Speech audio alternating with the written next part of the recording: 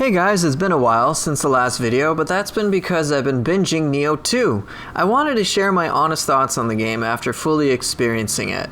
I felt that other video reviews I've seen are kinda just, for lack of a better way to put it, kinda meh. They either dismiss the game as Nioh 1.5, or they're boring, or they evaluate the game without any real deep understanding. This review is meant to address both newcomers and veterans of the series alike, so just short summary, straight up. Should you buy this game? Yes. Yes, without a doubt. This game is downright awesome. End of review. I do actually mean that. But if you want more of a nuanced analysis, now is when I'm going to get into it. I'll be focusing on gameplay for the most part, because this is a game, but I do have to comment on the presentation of this game, which is something else. I mean, take a look at just this gorgeous intro that you have here. The game is very pleasing to look at, and it makes the experience even better. The soundtrack at times has even given me goosebumps, and is quite a bit of step up from the first Nioh. The story is decent enough. It's not like some historical deep dive or something that's going to emotionally resonate with you, but I do have to say the finale of this game was exhilarating this time around, and the last boss was just cream of the crop great quality, so you have that to look forward to. That's all I'm going to talk about when it comes to non-gameplay elements, so let's get into gameplay stuff, starting with enemy quality and variety. There's a whole bunch of new enemies this time around, and bosses, and I have to say they're great additions to the game. They do bring back a lot of familiar enemies from the first game, but every single one of them is given new moves, and it makes Nioh 2 fresh. The bosses in this game are overall well done too. You do have a couple of those crappy big bosses, but again, that's really not the biggest of deals.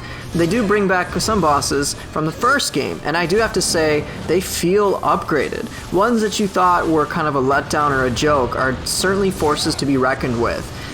They're difficult, but overall fair, and that sentiment carries on to the entire game. There's a bunch of new mechanics to aid you on your quests, such as the burst counter or yokai skills. They've replaced living weapon with yokai shift. Now, I don't want to get into too much depth in these because that'll detract from the purpose of this review, but I will say that these are welcome additions, and they don't make the game feel piss easy or anything. Minus a few exceptions, but that's just to be expected with any game, period.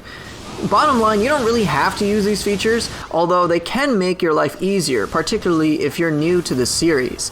Alongside the other new mechanics I just mentioned, existing weapons all gain new moves to their moveset. They're great additions as well. They have two new weapons, which are very unique and seriously cool. You can tell that there's a lot of thought put into these new weapons. Even beyond weapon types, you've got new elements. Unfortunately, they take the place of wind and earth, and they come in the form of blessed and corrupted weapons, but you've got stuff like new ninjutsu, which looks more like magic. You can even throw coins just to be a complete one-percenter. You've got fun little magic tools, which are inspired by Ninja Gaiden and allow you to approach situations with just a new, fresh perspective, and it's a lot of fun. But that's not to say things are perfect. My biggest gripe with this game has to do with progression. It can take a long time to acquire skills with the new proficiency-based progression system. Basically, the more damage you deal with something, the more points you unlock to gain skills. It starts off fairly slow, and the whole thing of only being able to access certain things after you do dojo missions was kind of annoying. When I first started, I wanted to explore the switch glaive because of its really neat switch stance mechanic that has a ton of combo potential. Annoyingly enough, these basic skills were locked until I could beat the first dojo mission, which was locked until I did some main missions. Yeah, it was kind of annoying. While the presentation of the skill tree is nice, it just doesn't work that well in practice. It's not exactly intuitive, nor is it organized too well. I mean, I can get a difficult ability like Sword of Meditation earlier than I can get a basic ability like Sword of Discernment. It can be unclear what to get in the skill tree as well. Some things like the special finesse abilities and the shifting tree are must-haves, but it's annoying to get them. I also feel the whole starting weapon choice thingy is kind of pointless, with the whole one extra stat point. If I had to recommend a change there, it'd be something like it was in the Last Chance trial, which was, hey, let me just give you a couple of skills to start with. Doesn't have to be too overkill. The second issue revolves around certain things that just aren't consistent. Most things are, like parries, but as you can see here, I'm trying to do the exact same thing using the exact same inputs, but I'm given different results. Sometimes the results can even be quite jarring and throw me off from my normal pace of gameplay. But that's not to say gameplay feels stifled. The gameplay still feels good despite the issues I talked about very briefly. Even if you're hoping that this is the next Ninja Gaiden or Devil May Cry or anything fancy like that, which it isn't right now with some of these issues, the gameplay still feels good, bottom line, and that's something you can look forward to. I imagine some of you were worried about the Dark Realm. But bottom line, the Dark Realm doesn't really feel as bad as I thought I was going to. Yes, you have a key penalty, but all your yokai abilities are empowered, and once you get certain things on the Shiftling skill tree, you can even do normal combat without too much trouble. It's pretty cool, especially when enemies, all yokai enemies and yokai bosses, start becoming a lot deadlier. It makes for a nice change of pace, and you can do some pretty cool kick-ass satisfying things there as well. Maybe a third thing would be the fact that there's even more inventory management to deal with. It's annoying as it was in the first time around, but Nioh 2 is still surprisingly easy to work with in comparison to the first Nioh. And just like with Nioh, none of this makes or breaks your gameplay. Just take whatever's powerful in your opinion and move on. There have also been a ton of quality of life improvements, such as better explanations and better translations. Co-op is now 3-player, and it's a lot easier to set up. There's also the matter of super fast loading times. It's really nice to have gameplay keep going, and it's a surprise that it loads so quickly given how massive some of these levels are. Let's start with this level just as an example. It's huge, and you're going to see that I don't actually explore everything, but it's pretty massive. There's 3 big parts, there's a ton to explore, a ton of nooks and crannies, a bunch of different levels, and while this is going on, I'll talk about side mission quality.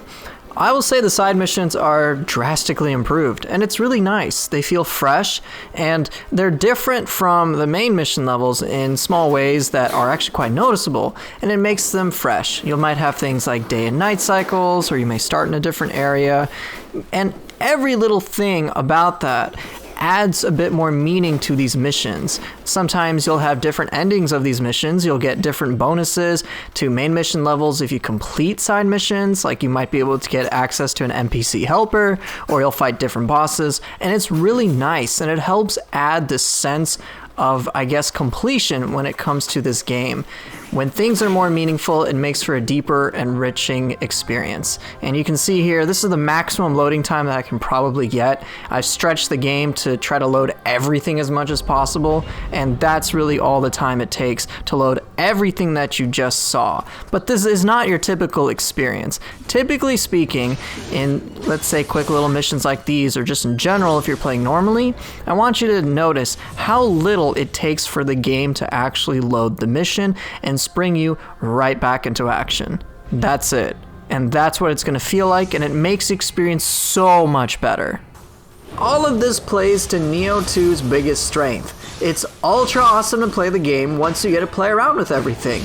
There's so much life breathed into this game, and it feels decidedly fresh. There's so much to explore. In fact, I'd say this game suffers from the first world problem of having too much game in this game. But that just means there's so much to play around with, and we haven't even had the DLC release yet.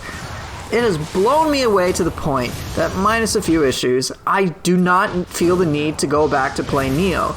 This game is the definitive sequel, pre-sequel, I don't even know. It's the next game. It's totally worth getting. It's a whole lot of fun to play, and I have no doubt you'll feel this way too. Thank you guys so much for watching. I hope my take on the game was useful. I'll be making a bunch of guides and whatnot over the coming weeks. I'm sticking with this game for, I don't know, 2-3 years? Holy cow, I'm obsessed. Oh yeah, if you are interested in a community of Nioh players that's both experienced and friendly, please do check out the Discord that is linked in the description below.